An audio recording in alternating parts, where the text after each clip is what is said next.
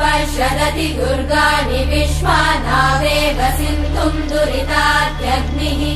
तामग्निवर्णाम् तपसा ज्वलन्तीम् भैरोचनीम् कर्मफलेषु जुष्टाम्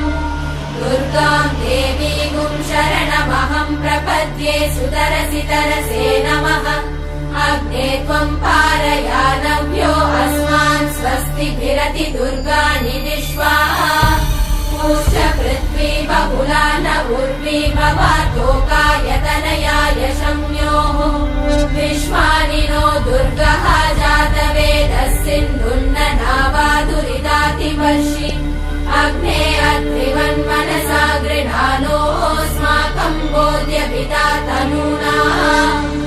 कृतनाजितगुम् सहमानमुग्रमग्निगुम् भुवेम परमात् सदस्तात्